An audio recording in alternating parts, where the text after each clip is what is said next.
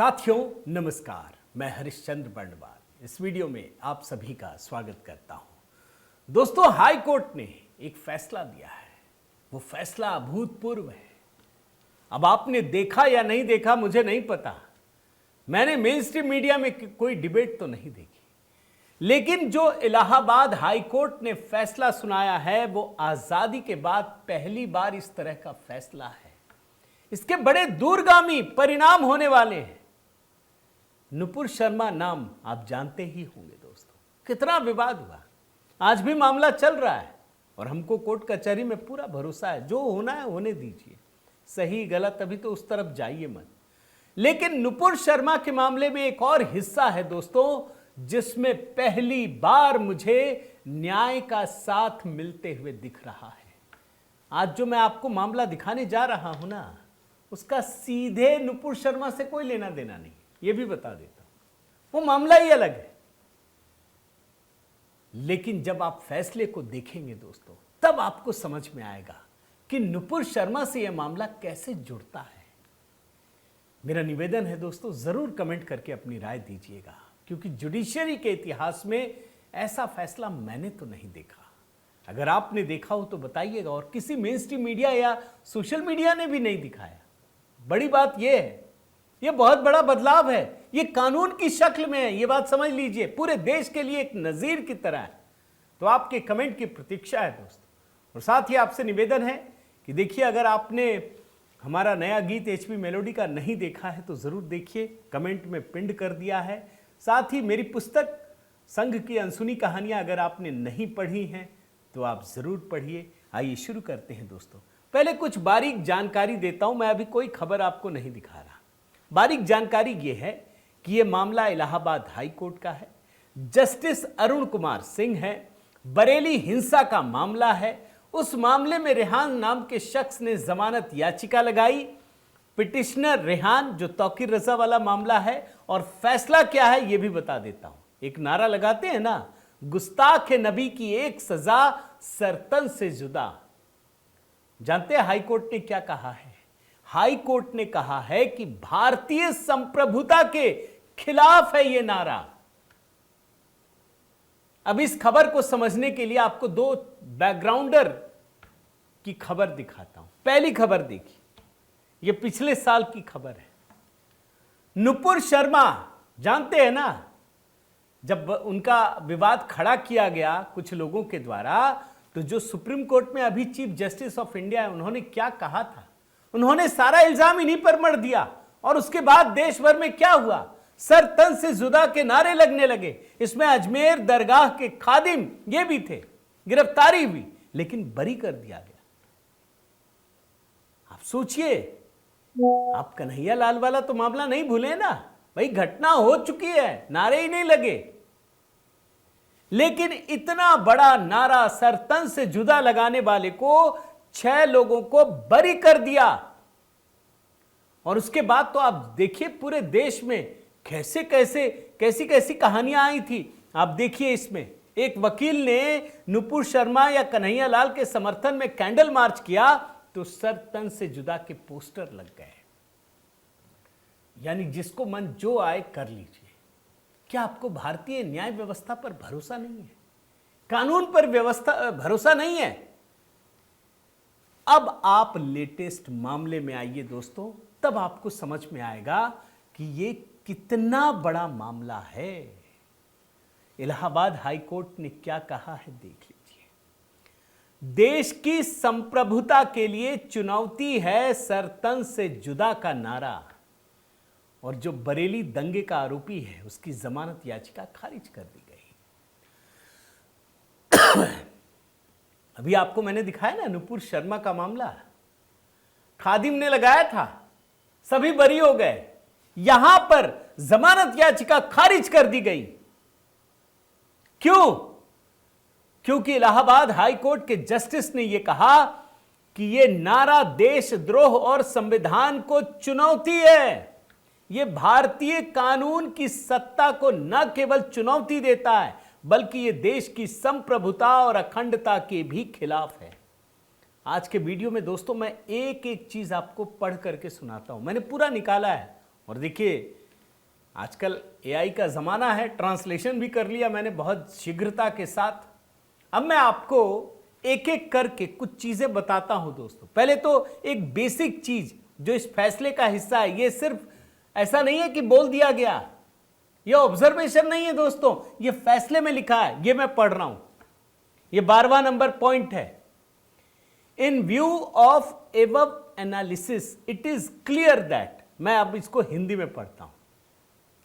उपर्युक्त विश्लेषण के आलोक में यह स्पष्ट है कि किसी व्यक्ति या भीड़ द्वारा लगाया गया नारा गुस्ताख नबी की एक सजा सरतन से जुदा कानून की सत्ता और भारत की संप्रभुता और अखंडता को चुनौती देने के समान है, क्योंकि ये लोगों को सशस्त्र विद्रोह के लिए उकसाता है।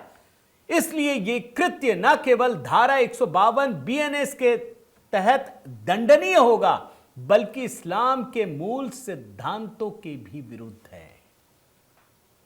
लगाइए नारा सरतन से जुदा के, जमानत नहीं मिलेगी। अरे सीधे भारत की सत्ता को, संप्रभुता को चुनौती देने वाली बात हो गई है।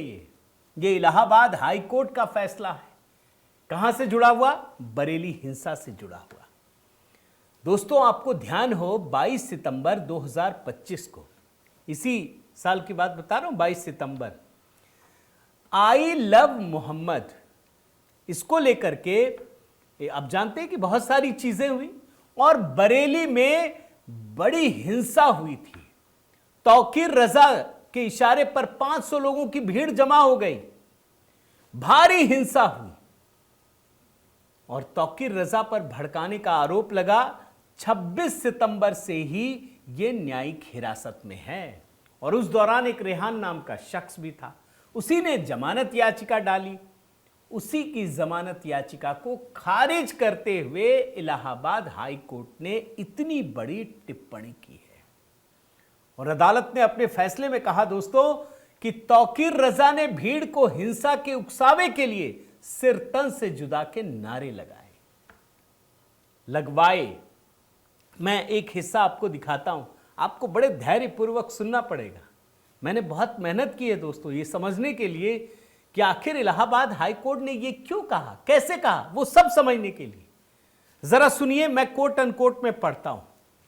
वर्तमान मामले के तथ्य पर आते हुए इसमें कोई विवाद नहीं है कि विवादित या आपत्तिजनक नारा गुस्ताख नबी की एक सजा सरतन से जुदा हजारों लोगों की भीड़ द्वारा लगाया गया, जो मौलाना तौकीर रजा के उकसावे पर एकत्र हुई थी।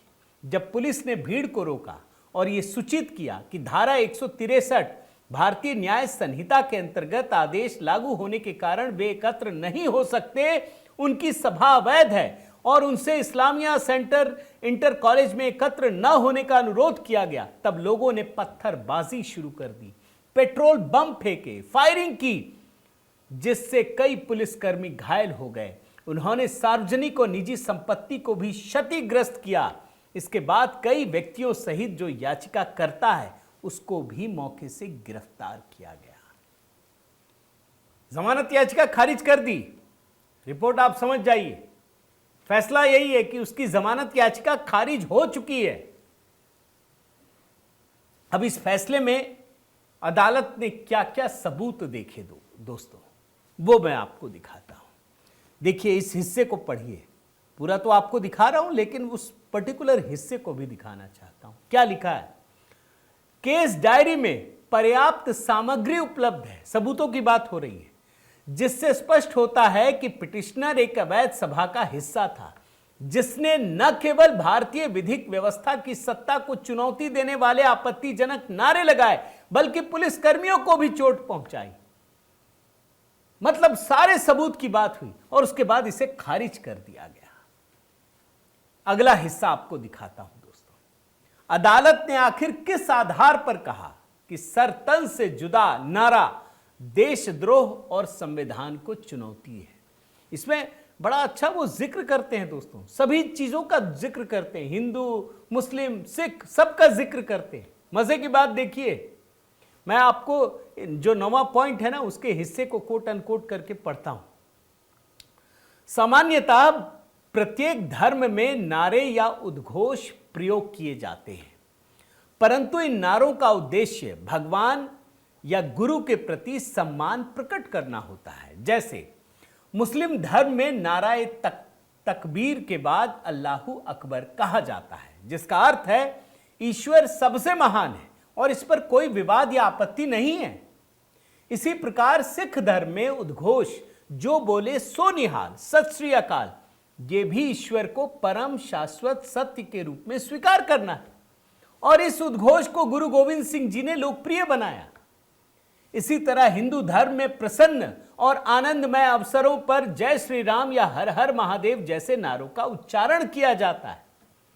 अतः किसी भी व्यक्ति या भीड़ द्वारा ऐसे नारों का उच्चारण अपराध नहीं है, जब तक कि उन्हें दुर्भावनापूर्ण तरीके से अन्य धर्मों के लोगों को भयभीत करने के लिए प्रयोग न किया जाए। यद्यपि, सुनिए अगली लाइन, गुस्ताख नबी की एक सजा सरतन से जुदा, सरतन से जुदा जैसा नारा कुरान या किसी अन्य मुस्लिम धार्मिक ग्रंथ में कहीं भी नहीं मिलता। फिर भी यह नारा कई मुस्लिम व्यक्तियों द्वारा उसके सही अर्थ और प्रभाव को जाने बिना व्यापक रूप से प्रयोग किया जा रहा है। यह इसमें लिखा हुआ है। और आगे बढ़िए, अदालत ने फैसले में क्या कहा? इसमें यह कहा गया है, 1947 की पूरी चर्चा की गई है दोस्तों। इस फैसले में यह भी कहा गया है कि पहली बार यह नारा पाकिस्तान में लगाया गया। इसमें एक एक चीज की चर्चा है कि 1947 से पहले 1927 में कानून, फिर 1947 में कानून, फिर पाकिस्तान में 1982 में और सख्त किया गया, 1986 में इस निंदा पर और सख्त किया गया। ये सारी कहानियां इसमें लिखी हुई है। अब मैं इसको जानबूझकर पूरा नहीं कह रहा हूं दोस्तों, लेकिन एक एक चीज की आप देखिए, बड़े ध्यान से आपको समझ में आ जाएगा। बहुत लंबा चौड़ा है, मैं पढ़ सकता हूं। इसमें एक जगह लिखा है कि वर्ष 2011 में एक ईसाई महिला आसिया बीबी को पाकिस्तान में इस निंदा कानून के तहत दोषी ठहराया गया और भारी अशांति फैल गई। मुल्ला खादिम हुसैन रिजवी के नेतृत्व में भीड़ सड़कों पर प्रदर्शन करने लगी और पहली बार गुस्ताख नबी की एक सजा सरतन से जुदा नारा प्रयोग किया गया और वहीं से यह भारत में फैला है। इसका मतलब है इसके पीछे पूरा रिसर्च किया गया है। अब जाहिर है जब इलाहाबाद हाई कोर्ट इसको देख रहा है दोस्तों, तो उसे पता है, उसके बैकग्राउंडर का भी पता है। यह बात आप समझिए। और इसमें जय श्री राम जो उद्घोष है उसका उद्देश्य भी समझाया गया है। अच्छा, जैसे ही हम आगे बढ़ते हैं दोस्तों, आपको एक हिस्सा दिखाता हूं। अदालत ने यह भी लिखा है कि संविधान में सिर तन से जुदा कैसे दंडनीय ठहराया गया है। सुनिए, भारतीय न्याय संहिता ने उन सभी परिस्थितियों का ध्यान रखा है जहां कोई व्यक्ति किसी धर्म या उसके भगवान, पैगंबर, गुरु का अपमान करता है अथवा धार्मिक समूहों के बीच वैमनस्य फैलाने का प्रयास करता है, चाहे वो किसी नारे के माध्यम से हो या दृश्य प्रस्तुति के माध्यम से, तो उसके लिए उपयुक्त दंड का प्रावधान किया गया है। अतः गुस्ताखे नबी की एक सजा जैसे नारे लगाना, जो नबी के अपमान के लिए सिर काटने की सजा का प्रावधान करता है, भारत की संप्रभुता, अखंडता और भारतीय विधिक व्यवस्था को चुनौती देने के समान है, जो गंभीर संवैधानिक उद्देश्यों पर आधारित है और लोकतांत्रिक सिद्धांतों में निहित है। देख रहे हैं, कोर्ट ने यह भी कहा कि आपको हर प्रकार की स्वतंत्रता है, सब कुछ है, लेकिन इस स्वतंत्रता का मतलब यह कतई नहीं है कि आप किसी दूसरे धर्म पर आक्षेप करें, टिप्पणी करें। ऐसा आप नहीं कर सकते। भारतीय न्याय संहिता में एक एक चीज का प्रावधान किया गया है दोस्तों। यह इलाहाबाद हाईकोर्ट बता रहा है। और आखिर में दोस्तों, अदालत ने अपने फैसले में संविधान के तहत सिर तन से जुदा नारा लगाने को दंडनीय माना है। मैं उस हिस्से को जरा हिंदी में पढ़ता हूं दोस्तों। उपर्युक्त प्रस्तुति पर विचार करते हुए और अभिलेखों का अवलोकन करने पर यह विवादित नहीं है कि आईएनसी अध्यक्ष मौलाना तौकीर रजा तथा एक अन्य नेता नदीम खान के उकसावे पर 500 से अधिक लोगों की भीड़ थाना कोतवाली क्षेत्र के बिहारीपुर इलाके में इकट्ठा हुई और राज्य के विरुद्ध नारे लगाए। साथ ही विवादित आपत्तिजनक नारा गुस्ताखे नबी की एक सजा लगाया। पुलिस द्वारा रोके जाने पर उन्होंने पत्थरबाजी, फायरिंग, पुलिस व निजी वाहनों को क्षतिग्रस्त करना शुरू कर दिया और एप्लीकेंट सहित जो याचिका करता है अन्य 6 व्यक्तियों को मौके से गिरफ्तार किया गया। हालांकि उपर्युक्त तथ्य का विश्लेषण करने से पूर्व यह उल्लेख करना उपयुक्त होगा कि ईश निंदा अथवा किसी धर्म या भगवान का अपमान करना भारतीय न्याय संहिता की धारा 299 और 196 के तहत दंडनीय है। धारा 302 बीएनएस में यह प्रावधान है कि यदि कोई व्यक्ति जानबूझकर ऐसे शब्द कहता है जिससे धार्मिक भावनाओं को ठेस पहुंचे तो उसे दंडित किया जाएगा। देख रहे हैं, एक एक चीज की चर्चा हो रही है। इसीलिए कोर्ट ने क्या कहा दोस्तों, मैं मीडिया रिपोर्ट ही पढ़कर बता देता हूं। देखिए लाइव लॉ वेबसाइट में क्या लिखा है। सिर कलम करने की मांग पैगंबर का अपमान, उन्होंने बुराई को अच्छाई से दूर किया।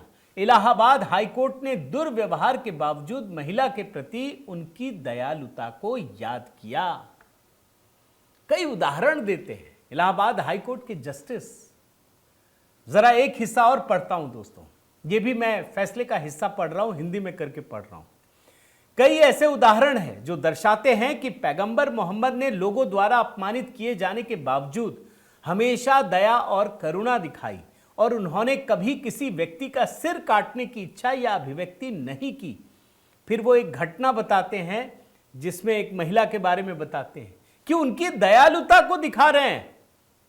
और आखिर में कहते हैं, मैं बिल्कुल आखिरी हिस्सा पढ़ रहा हूं हिंदी में करके, अतः यदि इस्लाम का कोई अनुयायी किसी व्यक्ति का सिर काटने का नारा लगाता है जिसने नबी का अपमान किया हो तो यह पैगंबर मोहम्मद के आदर्शों का अपमान है, क्योंकि प्रेम, दया और करुणा दूसरों को आकर्षित करती है, लेकिन हिंसा की अभिव्यक्ति शब्दों के माध्यम से वैमनस्य और धर्म के प्रति अरुचि उत्पन्न करती है, जिसका प्रचार करने वाला व्यक्ति स्वयं करता है।